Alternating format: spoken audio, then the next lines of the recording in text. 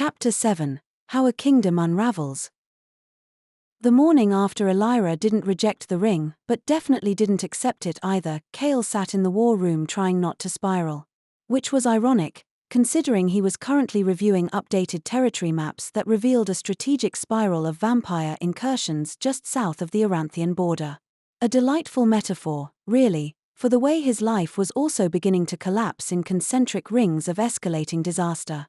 He stared down at the bleeding edges of the kingdom, a mug of cooling blackroot tea at his elbow and 3 royal advisors nervously shifting across the room like they could feel his mood from 10 feet away. Which, to be fair, they probably could. Kael had been king long enough to know that emotions had gravity. And his were approaching black hole levels of intensity. Because sure, there was the minor matter of potential war, the council sharpening knives, and the probability that at least one of his closest allies was secretly plotting a coup. But the real problem, the one taking up actual real estate in his brain, was that Elira had smiled at him last night. Not a fake smile. Not a "you re the reason my life is in danger" smile. An actual, small, blink-angel-misit moment of warmth curling at the corner of her mouth like she'd seen something in him she didn't completely hate. And Kael, moron that he was, had been thinking about it ever since. He'd thought about it walking back from the tower. Thought about it while undressing. Thought about it while not sleeping for the 3rd night in a row. Which was impressive, considering that a ring containing literal ancestral magic had glowed between her fingers while they discussed whether or not they were reawakening a blood-bonded soul pact. And still, the smile. "Your Majesty," Lord Nerek said, for what was probably the 2nd or 3rd time, "the scouts believe the vampiric border breaches are a feint. Their numbers are too small for a full-scale invasion." Kael blinked, trying to reverse-engineer a response appropriate for a military meeting and not a romantic crisis spiraling inside his head like a tactical cyclone. "Then they're testing our perimeter for weaknesses," he said finally, his voice smoother than he felt. "And we'll let them think we haven't noticed. Pull 3 units off the eastern corridor and reposition them along the southern ridge, but quietly. No flags. No fuss." Lord Nerek nodded, scribbling notes like Kael had just given him prophecy instead of basic battlefield strategy. Theron, of course, stood at the opposite end of the room with his arms crossed and his mouth set to disapproval. He hadn't spoken since entering. Which wasn't unusual. Theron tended to communicate through silence and swordsmanship, both of which he weaponized with unnerving efficiency. "Say it," Kael said, not even bothering to look up from the map. Theron didn't move. "Say what?" "Whatever it is you've been silently screaming since you walked in here." A pause. Then, finally, "You've seen her again." Kael glanced up. "So we're not pretending we don't monitor each other's schedules anymore? She's a risk. She's a survivor. She's changing you." Kael leaned back in his chair, studying the flickering rune lamp overhead. It was enchanted to simulate daylight, but it never quite got the warmth right. It reminded him of the world before Elira, cold, functional, entirely survivable. And completely without color. "I hope so," he said quietly. Theron's jaw ticked. "If she chooses you, if the ring binds, this kingdom will fracture. Then maybe it deserves to." The words slipped out faster than Kael intended, but once they were spoken, he didn't take them back. He meant them. Every damn syllable. Theron didn't respond. Just stared at him like he wasn't sure whether to argue or mourn him. Kael didn't have time to figure out which. Because a knock echoed on the outer doors, and before anyone could answer, one of the palace runners burst through, wide-eyed, breathless, and carrying the aura of someone who'd seen something bad. "Speak," Kael said, already bracing. The runner bowed clumsily. "A message from the southern watchtower, sire. There's been a breach at the ley perimeter. Someone's tampered with the blood seals." "Vampires?" Kael asked. The runner shook his head. "Not exactly. They found an old Lightbound crest burned into the ground. And a ritual circle. Still smoking." Kael stood so fast his chair nearly toppled. Because that was impossible. Only Elira carried that magic. Only Elira's bloodline could burn that symbol into soil without using iron or flame. And unless someone had found a way to replicate it, someone else was trying to complete the pact. Or worse, Someone was trying to steal it. Kael turned sharply to Theron. Ready a unit. We leave in an hour. You're going yourself? Yes. And we're bringing her with us. Kael. Don't. He didn't explain. Didn't need to. Because if this was a trap, Elira needed to see it. If it was a message, she needed to read it. And if it was a warning, well, she deserved to know exactly who wanted her power. And just how far they were willing to go to take it. The last time Elira had been near a royal leyline site, she'd been 8, shackled to her mother's hip, and told very explicitly not to breathe too loudly. The stone was sacred, her mother had whispered. It remembered blood. It remembered betrayal. And, if you stepped wrong, it would remember you. So returning now, 15 years older, unshackled, and apparently in charge of interpreting a possible magical crime scene, felt a little surreal. And by a little, she meant astronomically, outrageously. You have to be kidding me, surreal. She stood just outside the ritual circle, boots planted in scorched earth, arms crossed so tightly her shoulders ached. Across from her, Kael knelt near the edge of the old stone seal, his brow furrowed, one hand pressed against a patch of blackened moss, his other resting on the hilt of his dagger like he wasn't sure if this was archaeology or war prep. Spoiler, it was both. She hadn't spoken since they arrived. Mostly because her brain was doing that thing where it ran at the speed of scientific panic, making mental lists, eliminating possibilities, cataloging sensory input like she was a walking spectrometer. That smell, cedar smoke and something metallic. That glow, residual light resonance, faint but still warm. And that sigil in the center. Absolutely lightbound, and absolutely wrong. Because it wasn't hers. Not exactly. Someone tried to replicate the soul bond, she said finally, her voice flat and clinical, like she was reporting findings in a lab and not standing in a place where someone might have been sacrificed. Kael looked up. How can you tell? Because it's incomplete, she replied, stepping forward and crouching beside the etched lines in the soil. The proportions are wrong. See this curve? It's too wide. And the bond seal here is mirrored like someone copied it from memory or a corrupted record. He frowned. You're saying this was a forgery? I'm saying someone's playing with magic they don't understand, she said, rising. And they were either trying to summon something, or someone. Kael stood too, dusting his palms. Could it be a trap? For you? Elira hesitated. She didn't like the question, mostly because it felt like the answer might be yes. But instead of saying that, she said something worse. I think they were trying to call the other half of the bond. Kael stilled. You mean me? She nodded once. And that silence between them, normally full of tension and implication, and the not quite flirting they were both so good at avoiding, shifted into something colder. Sharper. Like a scalpel pressing gently to skin, not cutting yet, but close.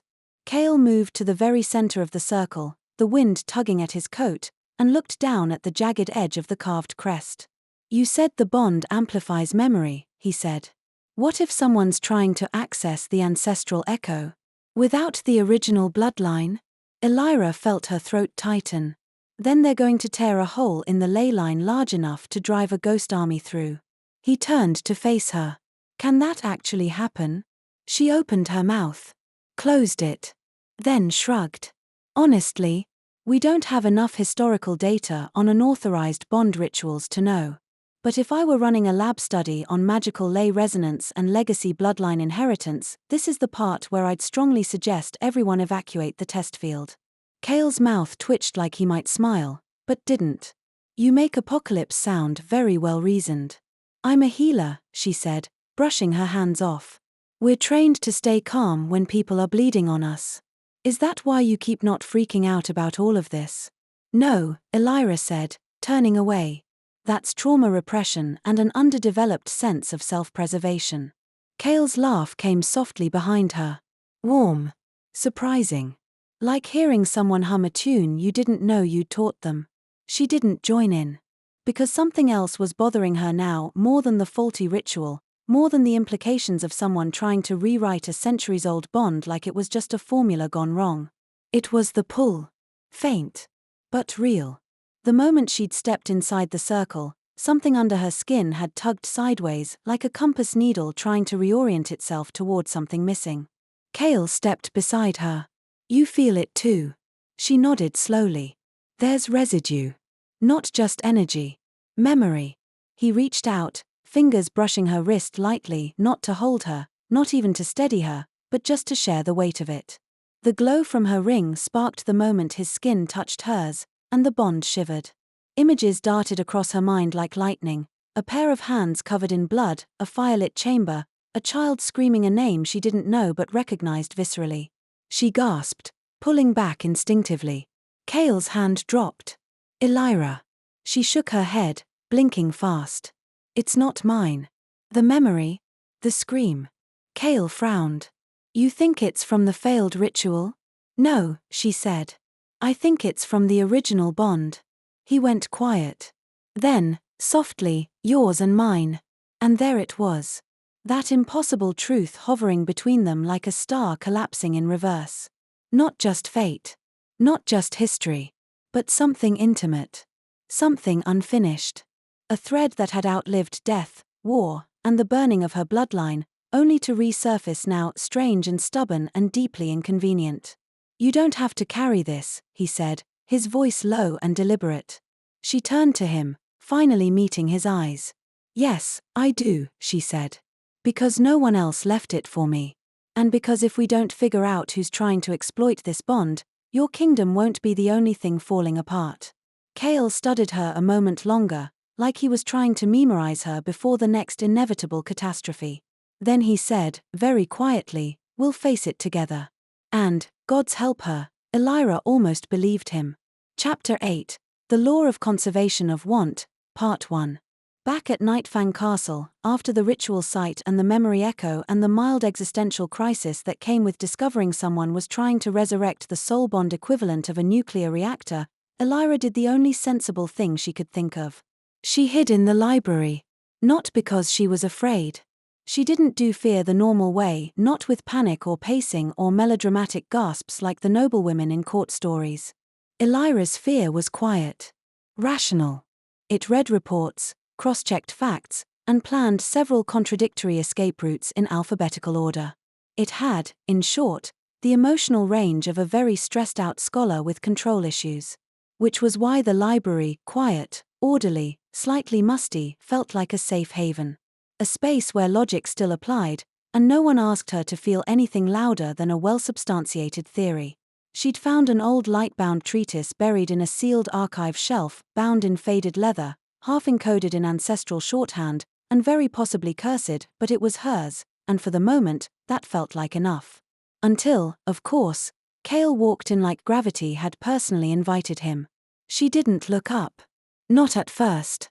Mostly because she didn't trust herself to look at him and not remember the moment in the ritual circle where their skin had touched and everything had gone very scientifically, cosmically sideways.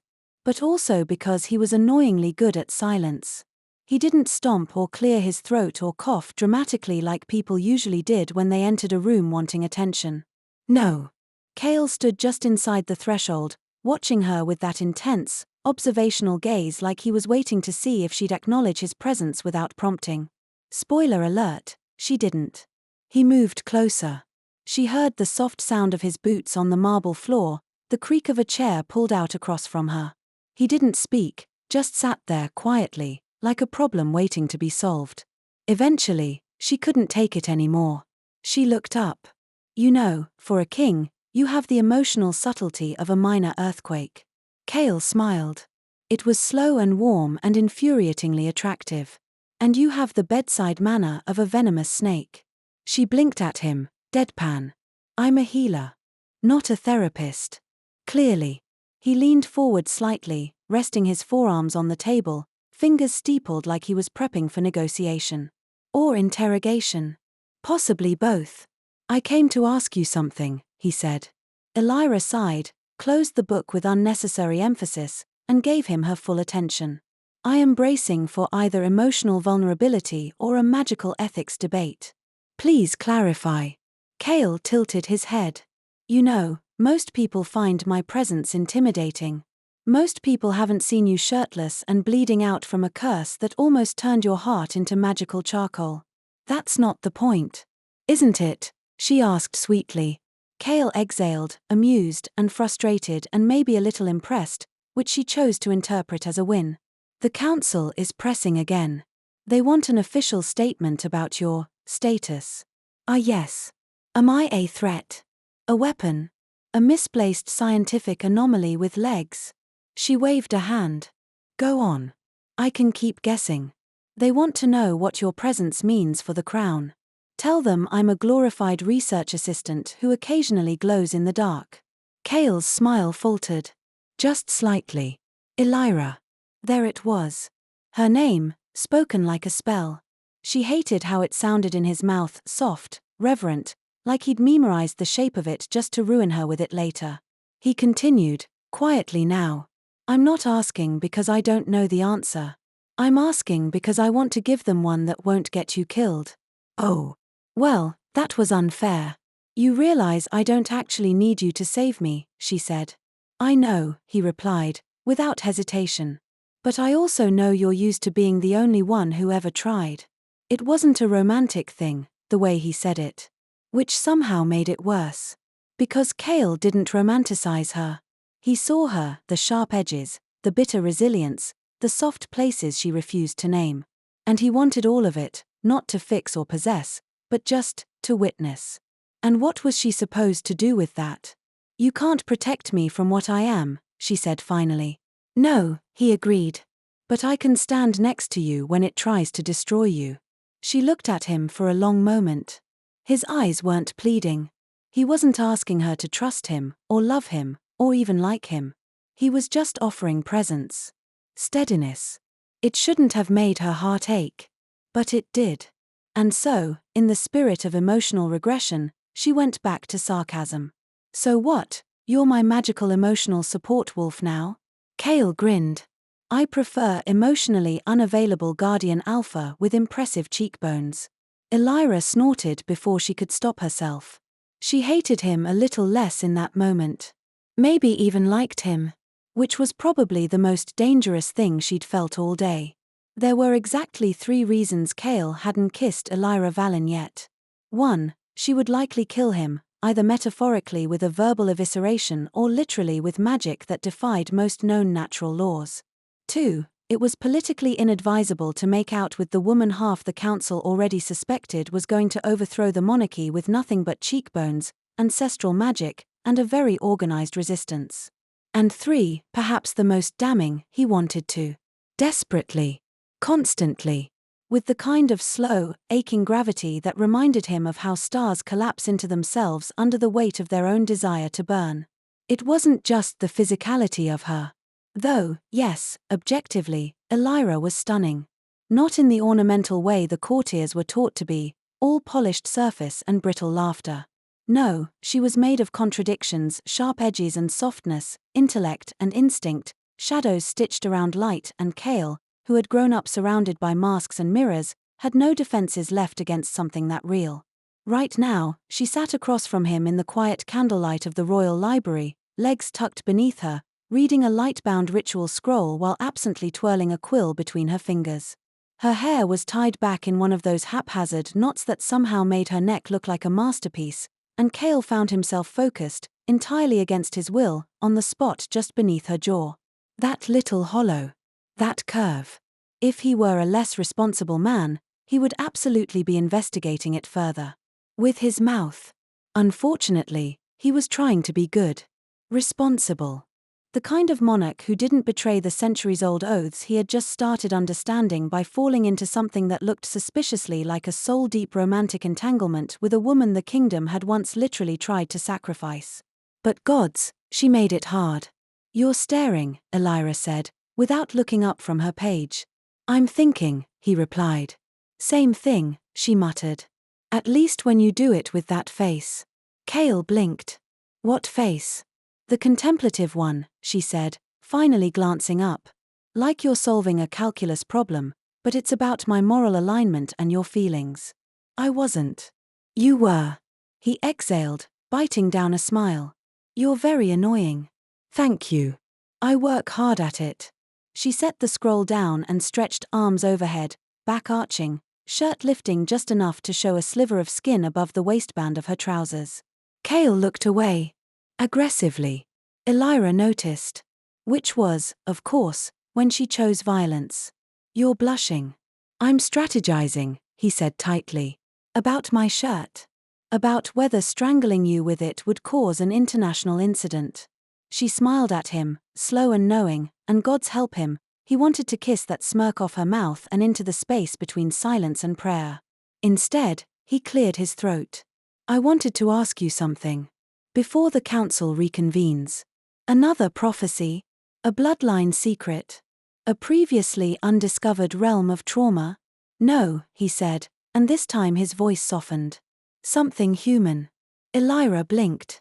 Her posture shifted. She always sat straighter when caught off guard. Like it physically pained her to be surprised by softness. Okay, she said. Slowly. Carefully. Ask. Kael hesitated, then said, What do you want? She stared at him. Not the way most people did when he asked a question. Not like she was searching for the answer he wanted to hear. But like she was genuinely startled he'd bothered to ask. No one's asked me that, she said finally. I figured. I've been property. A tool. A secret. Even a curse. But never a person with choices. You are now. She frowned, more uncomfortable with that truth than she'd ever been with a threat. I don't know what I want, she admitted, voice quiet. Maybe a place where I'm not something to be used. Maybe to wake up without remembering how my sister screamed. Kael nodded, once. That's fair. And maybe, her voice cracked slightly. Maybe I want to know what it's like to be wanted, without being owned. His breath caught. He didn't move. Didn't speak.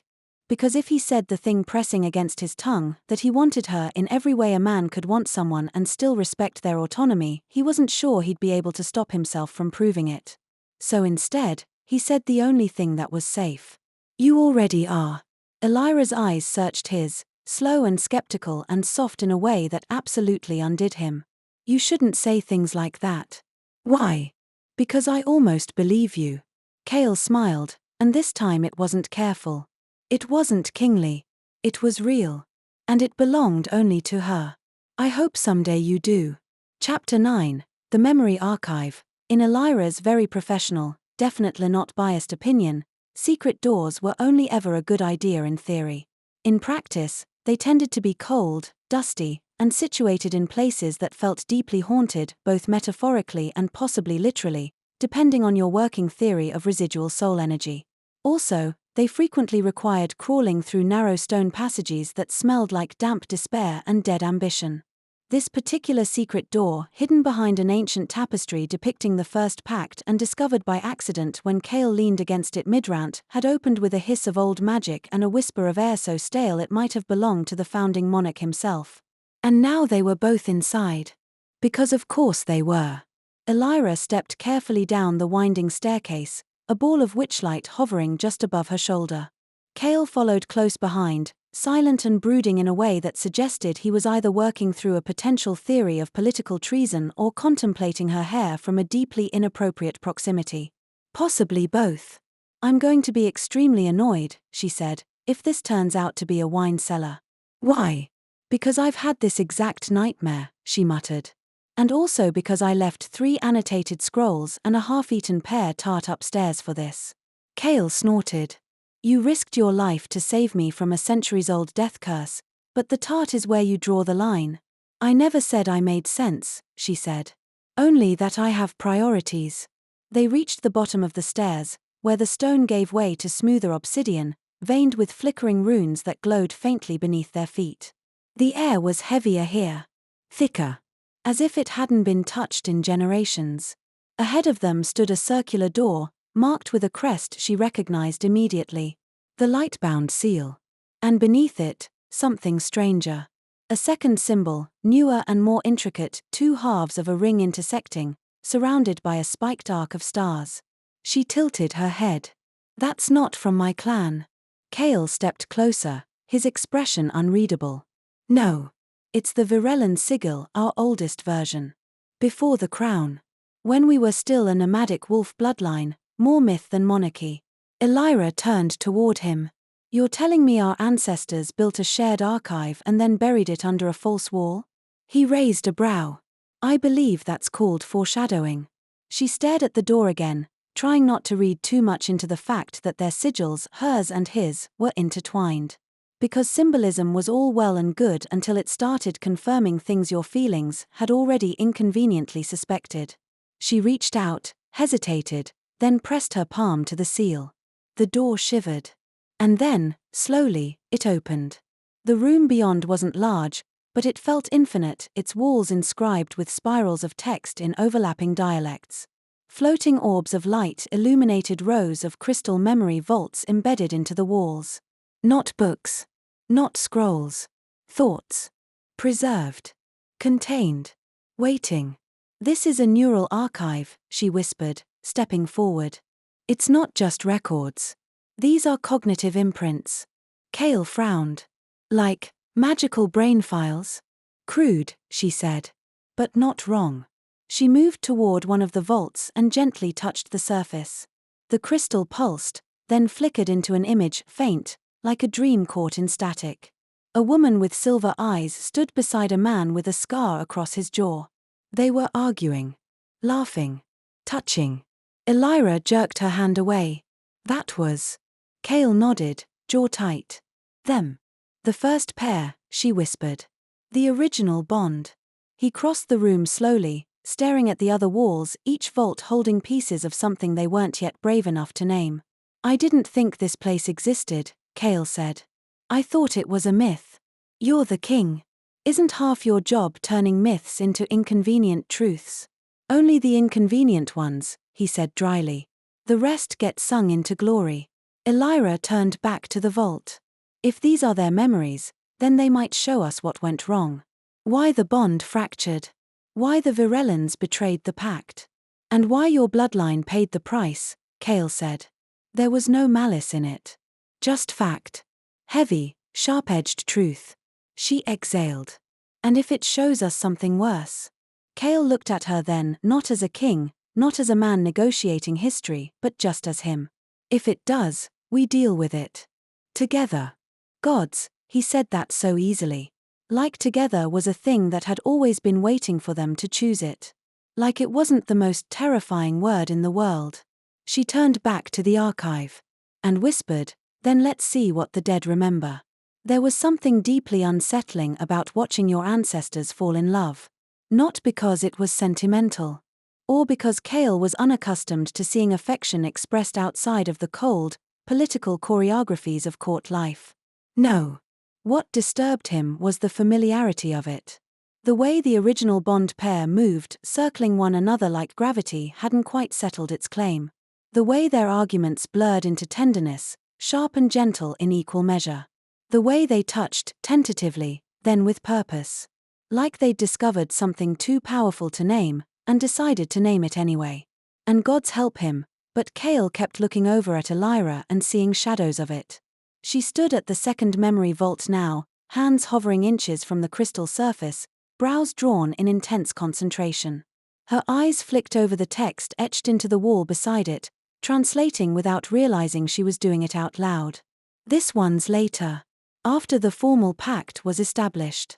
They're trying to isolate a resonance field from the original Bond ritual and replicate it across distance. Emotional telepathy through bloodline imprinting. She paused. Then muttered, which would explain the dream bleed. Why you see my memories? Kael blinked. I'm sorry. Did you just casually confirm magical dream sharing? She looked up at him. Yes. And I'm thrilled we've finally given your subconscious something productive to do. He huffed a laugh, shook his head.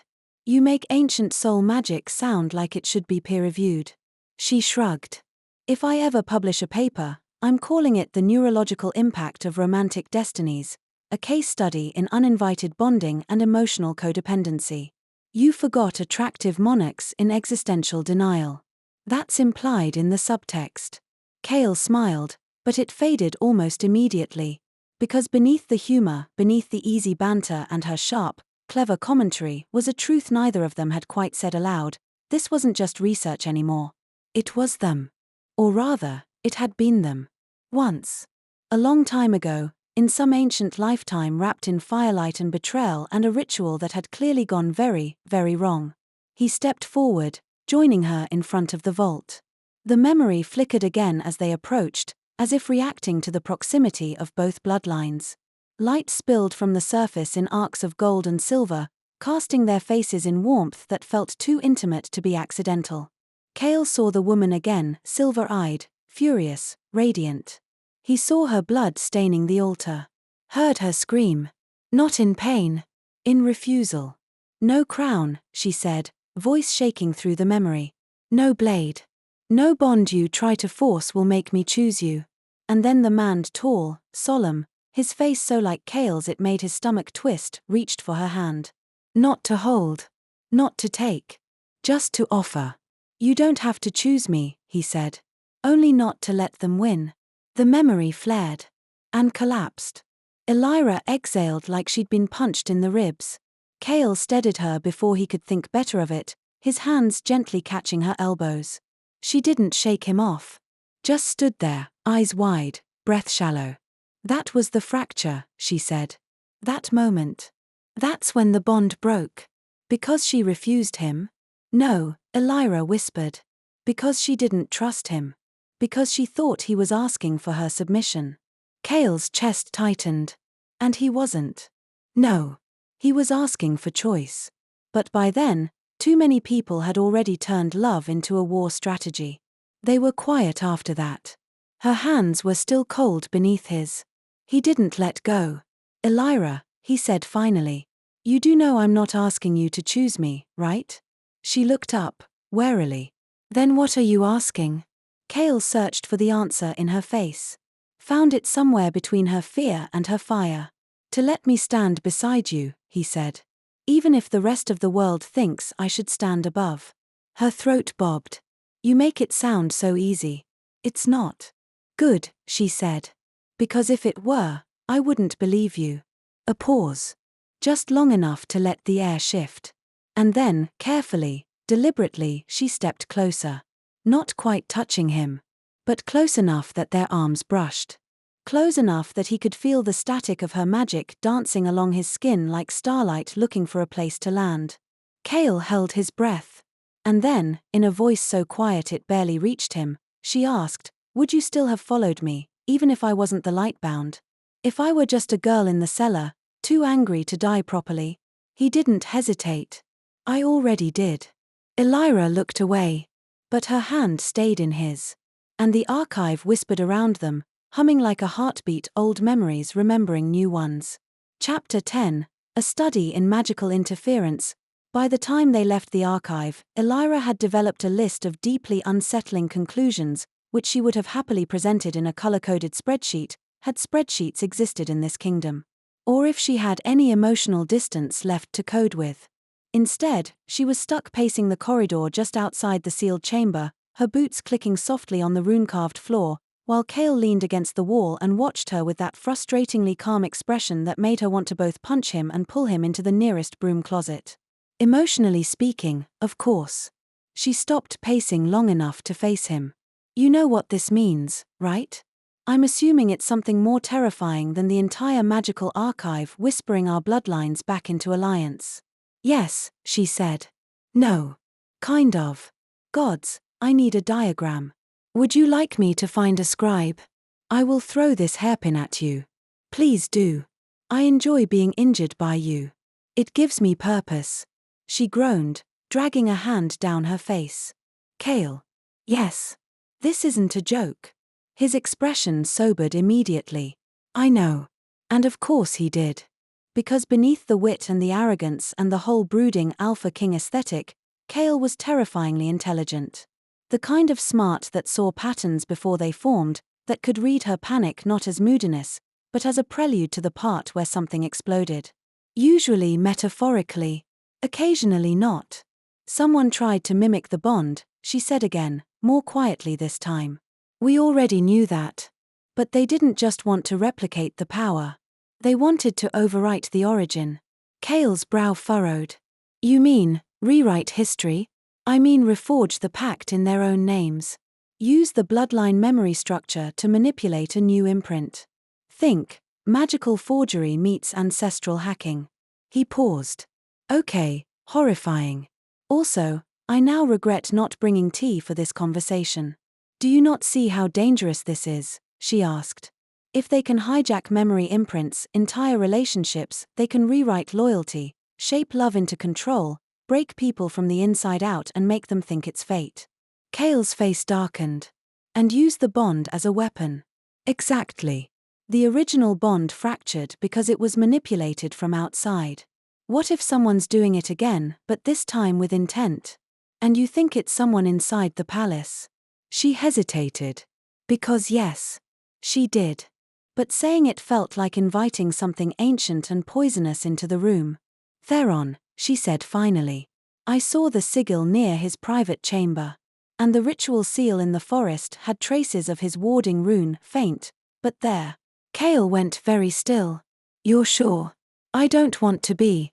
He nodded once, then straightened, the king in him coalescing with such startling ease it made her throat tighten. Not because it was intimidating. But because it wasn't. Because she wasn't afraid of his power. She was afraid of what it would cost him to use it against someone he trusted. Do you believe he's working alone? Kael asked. I believe the council's been waiting for a chance to erase the Lightbound threat for years. This just gives them a cleaner method. One that looks like a bond but functions like a leash. Kael turned toward the nearest wall, pressing his palm flat against the cool stone. The runes beneath his hand flickered faintly, recognizing his blood. His magic. He didn't speak for a long moment. And when he finally did, his voice was low. Measured. Dangerous in a way that wasn't loud or angry, but resolved. I'm not letting them leash you. Elira blinked. Kael. I'm not letting them take you. Not your blood, your memory, or the part of you that belongs only to yourself. She swallowed, throat dry. You realize, she said, this isn't just political treason. It's magical heresy. If you fight the council on this, if you protect me, it could mean war. He turned back to face her. And she saw it then, everything he wasn't saying. The fear. The fury. The quiet, unrelenting devotion that kept trying to hide itself behind reason and strategy. I don't care, he said simply. And she believed him. Which was somehow worse than if he'd said it like a promise. Because it wasn't a vow. It was a fact. As in, the sky is blue. Fire burns. And Kael Virellan would go to war for her without blinking. Elira took a step back. Because she couldn't do this. Couldn't feel this. Not now. Not when her entire lineage was hanging by a thread, and someone in this castle was actively trying to turn her into a magical prototype for forced bonding. Kael reached out. Not to stop her. Just to be there if she didn't run. She looked at his hand. At the ring still glowing faintly on his finger. And for the first time, her voice cracked when she spoke. I never asked for any of this. I know. I didn't want, her voice broke off. Anyone. I know, he said again. And then, softly, fiercely, he added, but maybe you don't have to give anything up to be wanted back. It was too much. Too soon. Too everything. So she did what she always did when the walls got too close. She turned. And walked away. But not before whispering more to herself than to him, then Gods help us both. Kael didn't follow her immediately. He let her go, because the only thing worse than being someone's obligation was being the reason they couldn't breathe. The hallway remained still in her absence. The quiet hung, delicate and raw, like the aftermath of a detonation that hadn't reached its full blast radius yet. He leaned against the wall she'd been pacing earlier, back pressed into stone etched with ancient ward lines. The runes pulsed faintly beneath his shoulder blades, like the castle itself was trying to ask him what the hell he thought he was doing. He wished he had an answer. Because honestly, he didn't know if this was courage or delusion. Elira Valen was not a soft thing. She wasn't a reward or a balm or some noble cause to justify his increasingly reckless emotional investment. She was sharp-witted, impossible to intimidate, and stunning in the way lightning is, brilliant and unpredictable and absolutely uninterested in being harnessed. And Kael, like the absolute fool he apparently was, wanted her anyway. Not because she saved his life. Not because the ancient bond linked them through bloodlines that hadn't stopped whispering since the ritual chamber lit up. But because she challenged the architecture of his entire identity and somehow made the wreckage feel like freedom. Which might have been beautiful. If she didn't look at him like trusting him was the beginning of her end. He found her hours later in the observatory. The place was nearly abandoned, an old glass dome atop the southern turret, its ceiling mapped with constellations enchanted to mirror the actual sky above. Elira stood in the center, surrounded by orreries and dusty astrolabes, her silhouette a mess of shadows and starlight. She didn't turn when he entered. Didn't flinch. Which meant she heard him coming. Chose not to run. Progress. Stalking is not a royal virtue, she said, voice cool but not sharp. Kael crossed the floor slowly, pausing a few feet behind her. It's also not technically stalking if you wait 3 hours before following someone. Time-delayed stalking. How refined. Always at your service. She exhaled, long and quiet. I don't know how to feel when you say things like that. Good. I don't know how to stop. She turned then, finally. Her face was unreadable, but her hands were clenched around the railing. Like she needed something solid to hold on to, and gravity alone wasn't enough. I don't trust the bond, she said. I don't trust that what I feel around you is real. I don't trust myself to know the difference. Kael nodded once, deliberately. Good. Elira blinked. I'm sorry. You shouldn't trust it, he said. Not on its own. Not without proof. And what exactly does proof look like in this context? You taking me out for drinks and awkward small talk until I decide it's not just magical brainwashing? I was actually thinking I'd let you stab me again, and we could call that even. She tried to smile. It didn't quite land. I'm serious, Elira. You should question this. All of it. Me. The bond. The history they buried under loyalty oaths and convenient erasures. Because love isn't real. No, he said. Because love is real. Which means it should have the right to not exist. It should get to say no. She looked at him for a long time after that. Like she was dissecting the sentence. Testing it for fractures. Or maybe just trying to find where her heart had hidden itself since the last time someone tried to own it. He didn't interrupt. Didn't push. Just waited. Finally, she asked, do you ever think about what might have happened if we'd met differently? All the time. No crown. No bloodlines. No war. Just a girl in a library with opinions and a man who didn't know how to shut up around her. Something like that. Kael's voice dropped. I would have still followed you. She stepped toward him. Not far. Just enough that he could see the minute shifts in her expression, hope and fear and something more fragile than either. And what if I never say yes? She asked. What if I never let the bond mean anything? He reached up, gently brushing a strand of hair from her cheek. Then I'll still be here. Just a man. Standing beside the woman who chose not to be chosen. Her breath caught. And for one perfect, aching second, they just stood there tethered by nothing but choice. By every word they hadn't said. Every truth still taking shape between them. He didn't touch her again. Didn't kiss her. Didn't ask. Because her no would always matter more than his want. And gods, that terrified him. Because he wanted her.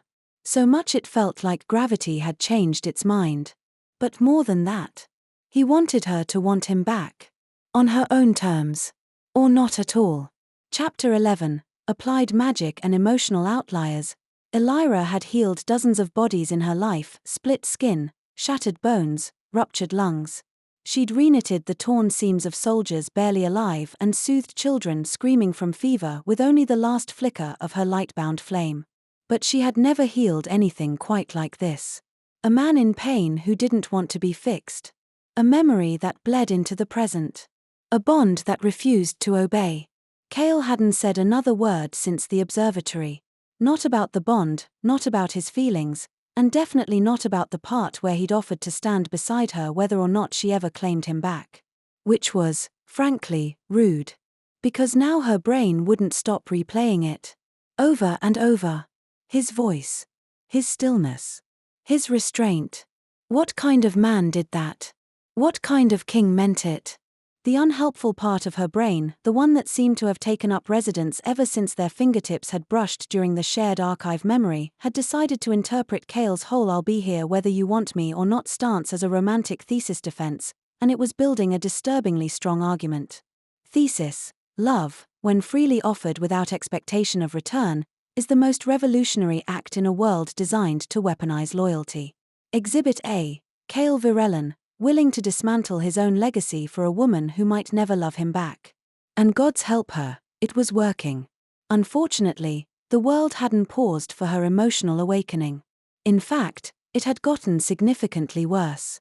Someone, most likely someone on the High Council, had begun invoking Section 14 of the old royal edicts.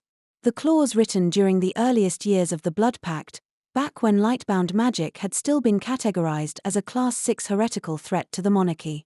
The clause that stated, in incredibly fine print, that any bearer of independent ancestral power linked to a destabilizing event may be detained without trial in the interest of kingdom preservation. It was the political version of a magical cease and desist. Which meant, they were preparing to isolate her. Lock her away in one of the rune-sealed towers under the pretense of study while they figured out whether her bloodline could be recycled into something more obedient. And that's how Elira found herself in a candlelit war room beside Kael and 3 extremely stressed beta strategists, half listening to power maps and surveillance reports while pretending she wasn't actively spiraling. One of the betas was pointing at a shimmering holograph projected by a runic lens over the center table. We tracked Theron's private channel usage. It spikes every time the council convenes without your majesty. Which is often, Kael said dryly. Another strategist frowned. His drawing on something old. Something not sanctioned by the archive spellbank. Possibly rewritten ancestral glyph work. Impossible, Elira murmured. The only people who could even begin to rewrite ancestral code. She stopped. Kael turned to her. Elira. She swallowed. They'd need my blood. He didn't say anything. He didn't have to. The silence between them was louder than any revelation. She exhaled slowly. They took some during the curse healing, didn't they? Kael's expression didn't change, but his voice went dangerously soft. The court medics were never supposed to access that data. And yet, she said, suddenly very tired, here we are. He ran a hand through his hair, sharp with tension. We need to find out what Theron's built, and fast. If he's created even a protobond from your blood, he could convince the council it's viable. That he can forge a compliant Lightbound. A forged bond wouldn't hold. No, Kael agreed. But he doesn't care. It doesn't have to hold. It just has to look like it does, long enough to turn public opinion. Long enough to justify your execution. Her breath caught, cold in her chest. So what do? We show them something real, Kael said. Elira blinked. Excuse me? He met her eyes, calm and steady and infuriatingly sincere. We make it impossible for them to believe anything else. You're saying what? We perform? He tilted his head. If the council wants to weaponize a fake bond, we give them a real one. Or at least the appearance of it. Enough to disrupt their narrative. That's your solution? Strategic proximity? He didn't answer. Just stepped closer. Close enough for her to see the way his eyes tracked hers. The rise and fall of his chest. The twitch of muscle in his jaw that only ever appeared when he was doing something reckless with too much dignity. You're insufferable, she whispered. I know. And arrogant. Deeply. She folded her arms. And you want to fake a soul-deep connection in front of people who'd happily cut out my ribs and bottle what's left. Kael smiled, a little crooked. No. I want to make them believe we've already made it. That it's real and old and irrevocable. And if we do it right, it'll scare them more than anything. Because they won't be able to control it, she murmured. Exactly. Elira stared at him. This wasn't a plan. This was emotional espionage. This was political theater with teeth. This was the most Elira and Kael solution imaginable. And against every last shard of her better judgment, A part of her, the part that had always, quietly, stupidly, hoped, wanted to say yes. There was no ceremony. No ritual, no crown, no dramatic rune flare to announce that Kael Virellan, Alpha King of Lycanthra, was about to commit what amounted to a beautifully dressed act of treason. Just him. Elira. And a cold stone dais tucked behind the Grand Hall's spell-locked veil, where the High Council waited like vultures dressed in brocade, already tasting power on their tongues. They had no idea what kind of meal they were about to choke on. She doesn't bow, Kael said the moment the doors opened. So don't expect her to. It wasn't a request. It wasn't even particularly diplomatic. Which was fine, because diplomacy had never been his strong suit, especially when it came to people plotting to deconstruct a woman's entire existence into magical building blocks. Elira was at his side, every inch of her coiled like a weapon pretending to be calm. She wore slate-grey robes with slashed sleeves that shimmered faintly with Lightbound thread, something she'd stitched herself the night before, muttering that if she was going to be paraded like a symbol, she'd damn well choose the aesthetic. It was, in Kael's opinion, devastatingly effective. She looked regal. Untouchable. Like a secret you'd never survive holding. Theron stepped forward from the council row, his expression carefully composed. "Your Majesty," he said, voice neutral. "We weren't informed of your intention to present the prisoner." "Good," Kael said flatly. "Because she's not a prisoner." A pause. Several councillors blinked. Theron didn't. "Then what is she?" Kael held Elira's gaze for half a second. Then turned back to the room and said, with all the false ease of a man setting fire to his own legacy, "She's mine." The silence that followed was absolute. No one spoke. No one breathed. Even the runes on the floor hesitated, dimming as if unsure how to process the implications of what had just been declared. Elira didn't move. Didn't speak. But Kael felt her reaction like a spark up his spine, part fury, part shock, part something so unbearably alive he wasn't sure if it was magic or the world tilting on its axis. "You claim a bond?" Theron asked slowly. "Without a council seal." "I don't require your approval," Kael said. "Only her consent." He turned toward Elira. Offered her his hand. It wasn't theatrical. It wasn't planned. He hadn't warned her because if he had, she might have refused, and he needed her choice to be unfiltered, uncoached, ungoverned by anything but the truth. Her silver eyes scanned his face. Searching. Weighing. The room watched. And then, after what felt like a lifetime compressed into a breath, she stepped forward and took his hand. The bond didn't ignite with a burst of light. There was no thunderclap, no explosive glow to signify the moment. Just a shift. A subtle, seismic ripple in the room's energy, as if the castle itself recognized what had just happened. Two bloodlines. Touching by will. Not oath.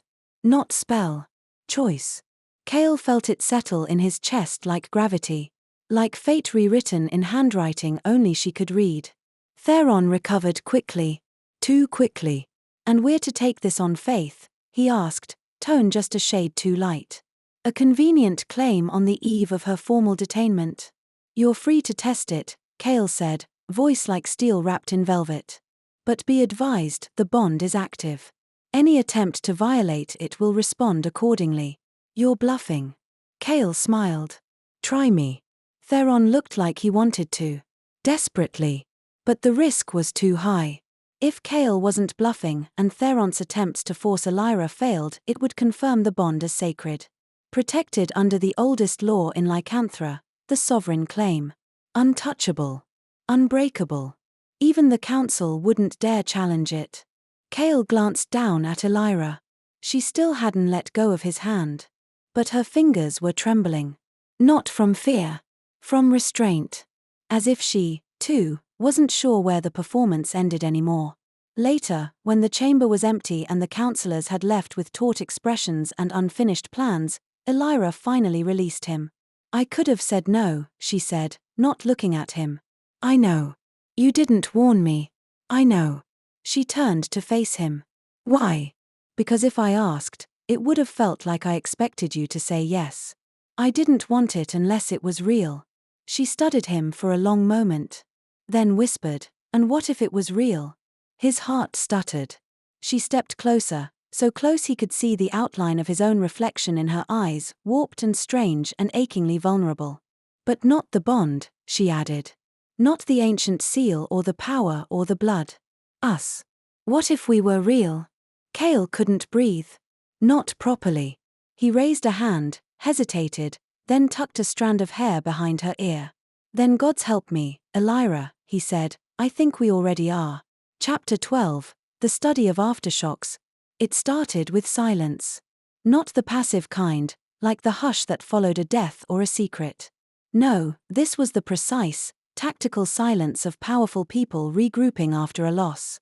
The kind that wrapped its fingers around a kingdom's throat and whispered, "We're not done yet."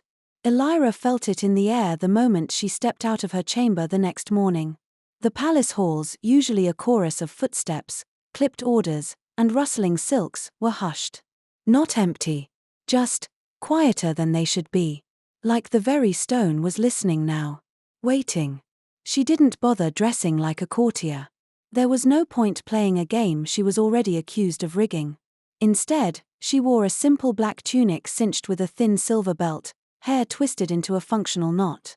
Lightbound steel cuffed her wrists, not to restrain, but to channel. She looked, by all accounts, like exactly what they feared. Not a slave. A scholar of blood and rebellion. Kael met her outside the war chamber.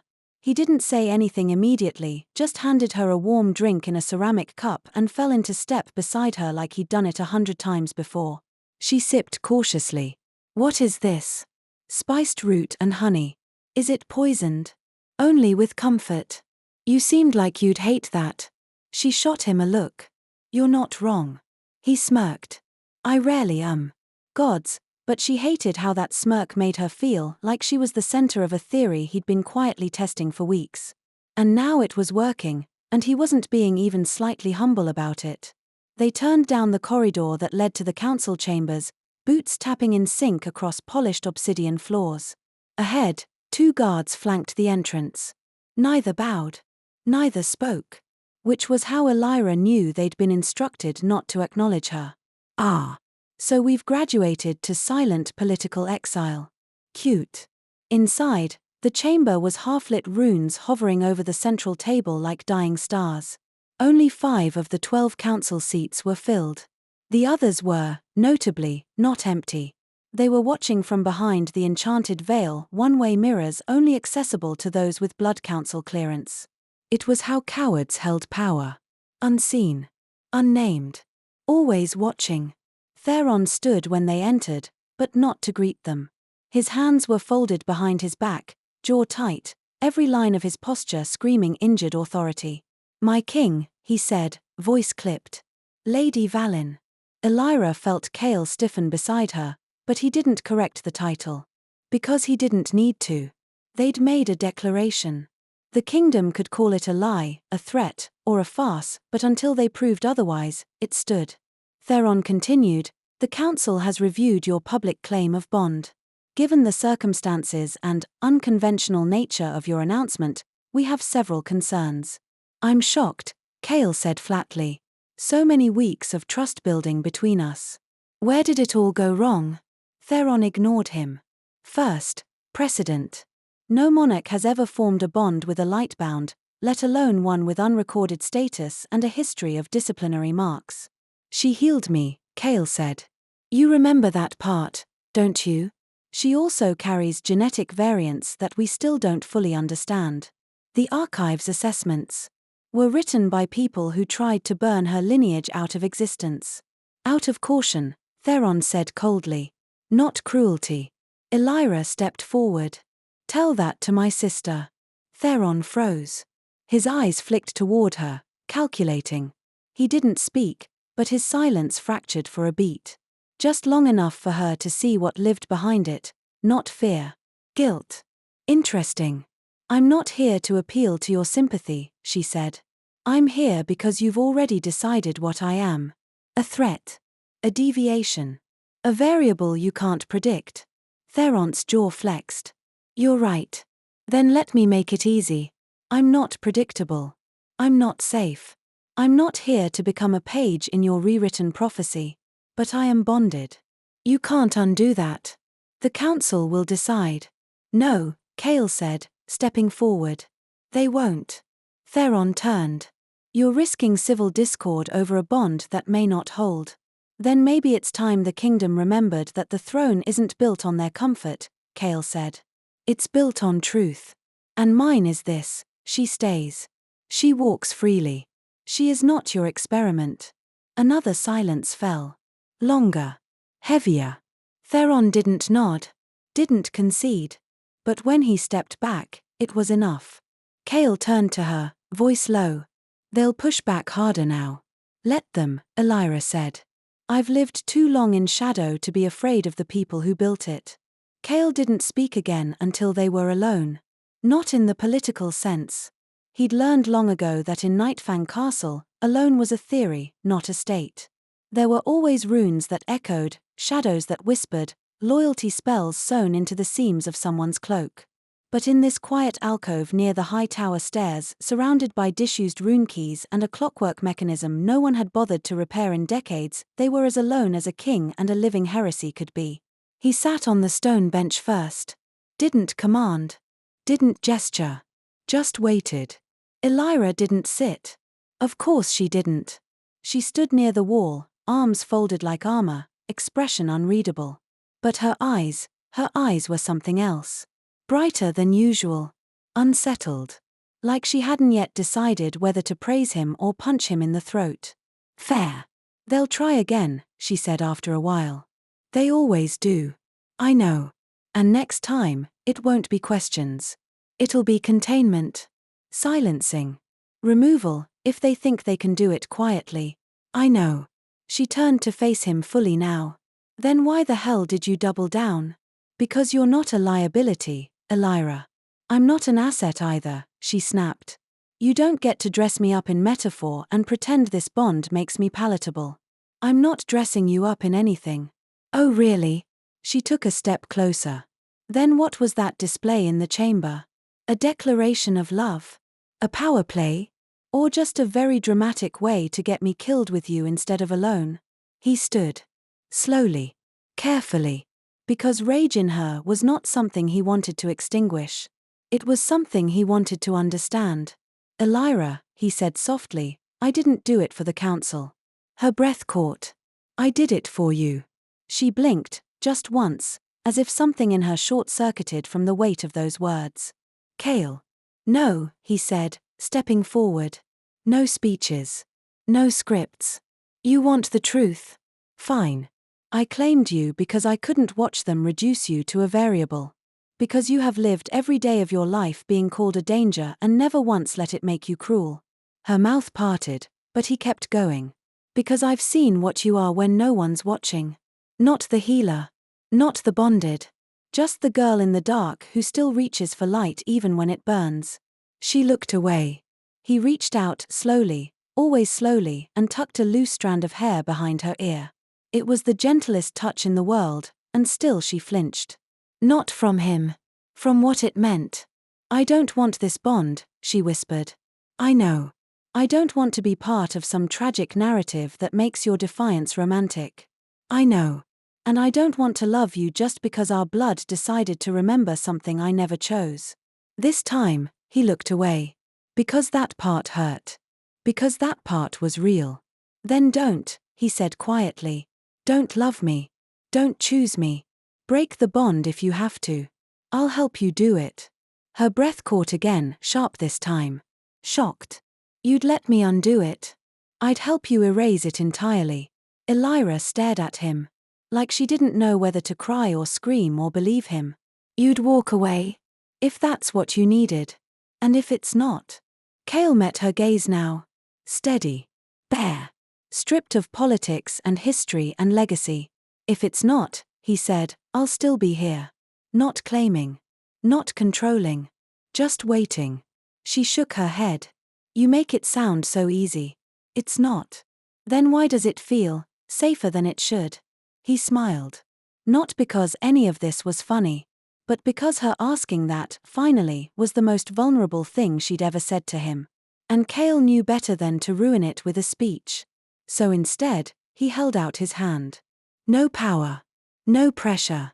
Just an invitation. Elira stared at it. And this time, she didn't take it. But she didn't leave, either. She stood close. Close enough that her shoulder brushed his. Close enough that he could feel her heartbeat in the space between them. Close enough that silence finally stopped being a threat and became a promise instead. Chapter 13. Anomalous Reactions in High-Stress Magic.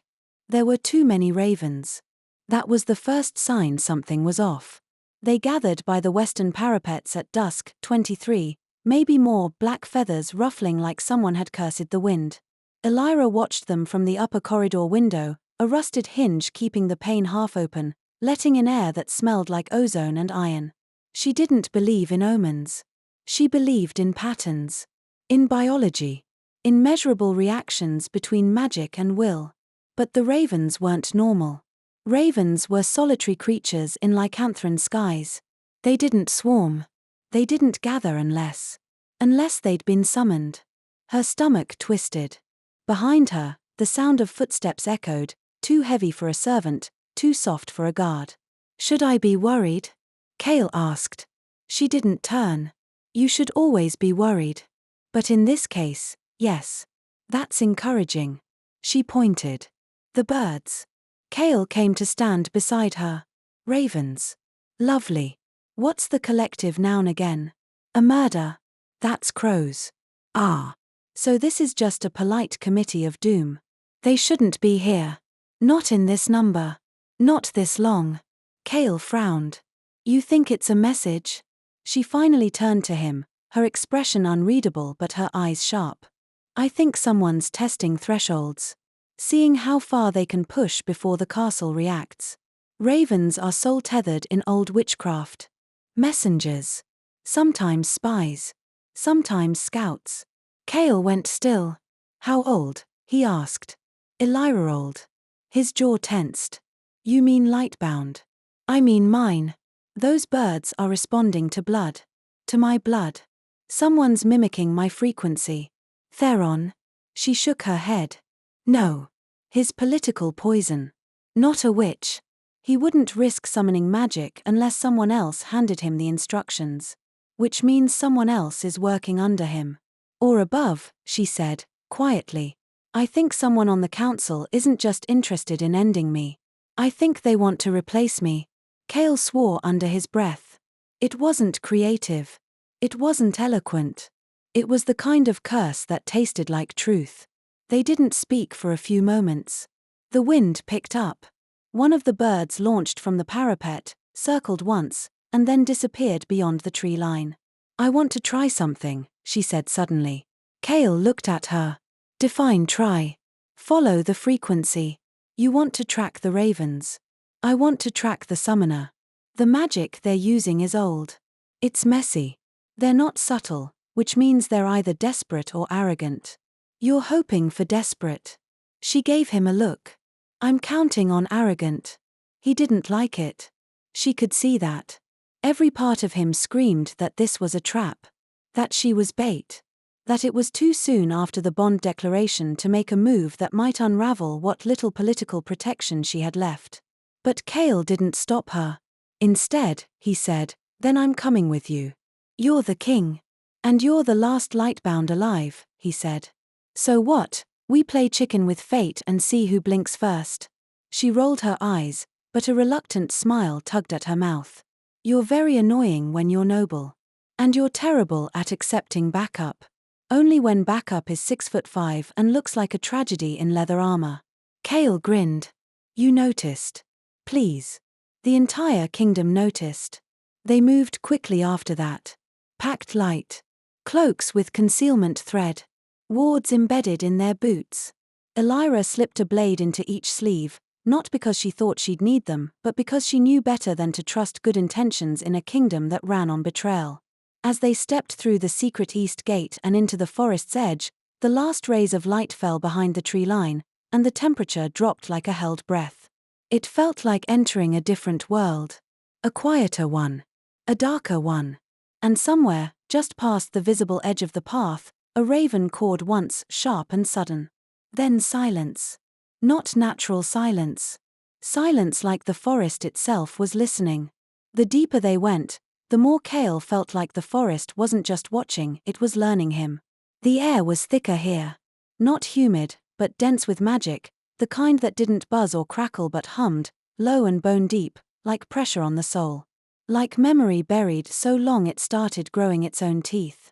Elira moved with surgical precision, every step calculated for silence. She didn't speak. Didn't glance back. Her hand hovered near her wrist blade, and her eyes never stopped scanning. Not the way Kael did it, looking for movement or sound. She was scanning energy. Resonance. Disruption in the threads beneath the surface. And he couldn't help but admire her for it. Not the power, though it was impossible to ignore, but the intelligence. The way she read the world like it was a complex spellwork problem. As if the trees were syllables, the shadows syntax. And she? The girl fluent in a language everyone else had tried to erase. They reached a clearing an hour later. Oval-shaped. Ringed with black sycamore trees. Quiet. Still. Wrong. Kael didn't need magic to sense it. This is it, Elira whispered. He glanced around. Doesn't look like much. That's the point. You don't layer this much dampening rune structure unless you're hiding something that wants to be found. That's not remotely comforting. Wasn't trying to be. She stepped forward, boots sinking slightly into the moss. Her fingers brushed against the air like she was sculpting silence. Kael stayed behind her, pulse tightening as he scanned the perimeter. Any traps? No physical ones. Magic? She hesitated. Yes. But old. And unstable. That's also not comforting. Elira reached into her coat, pulled out a small vial, and flicked the stopper off. She poured 2 drops onto the ground, and the moment the liquid hit moss, the world shivered. Kael took an involuntary step back as a ring of ghostlight erupted around the clearing. Faint symbols burned into the ground, runes he didn't recognize, flickering like static. Not modern glyphs. Not even ancient court. These were forbidden. Please tell me that's decorative, he said. Elira's face had gone pale. No. It's functional. This is binding script. Binding what? She swallowed. Me. Kael didn't think. He stepped forward instantly, grabbing her arm and pulling her back out of the circle. We're leaving. We can't. Elira. This is from the old bloodwork libraries, she said breathlessly. I recognize some of it. They're trying to clone Lightbound frequency. Clone? Not literally. But mirror. Echo. Build a facsimile of my power structure and bind it to a host that they can control. Kael let go of her arm.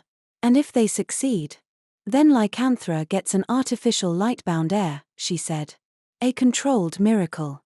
A state-sanctioned symbol to replace the threat of a living one. You. She nodded. The idea made Kael's skin crawl. Not because it was evil, though it was, but because it was effective. The people didn't want freedom. They wanted the illusion of safety. They'd trade truth for a neat, controllable lie in a heartbeat. We should destroy it, he said. We will. Now. I mean now, Kael. I just need time to unravel the root glyphs without activating whatever kill spell is sitting under the soil. He growled under his breath. You should have told me this was this dangerous.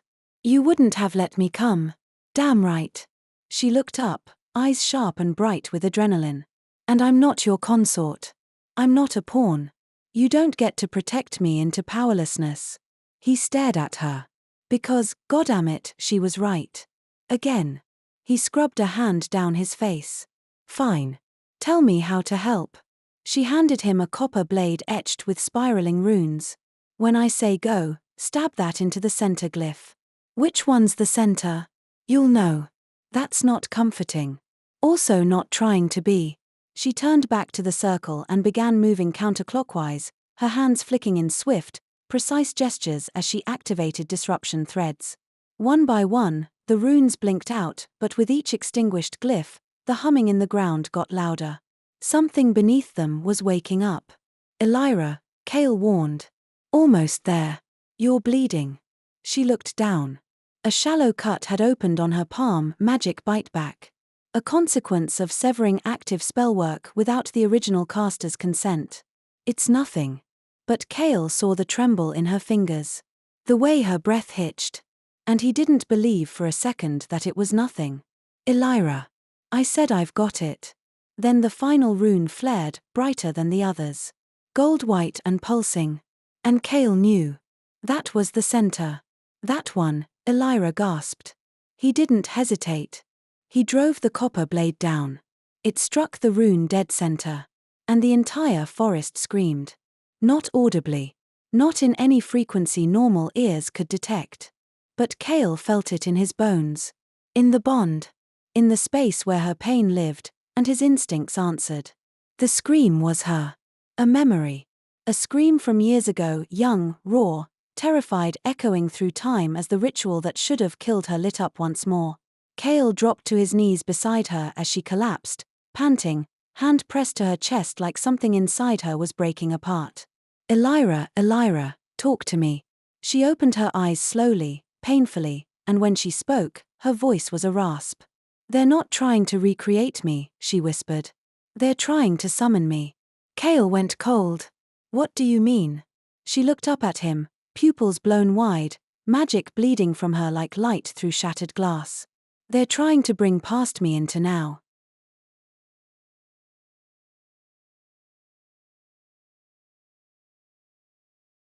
Thank you for listening. If this story touched your heart, give it a like and subscribe for more beautiful tales. Tap the next thumbnail to continue your journey.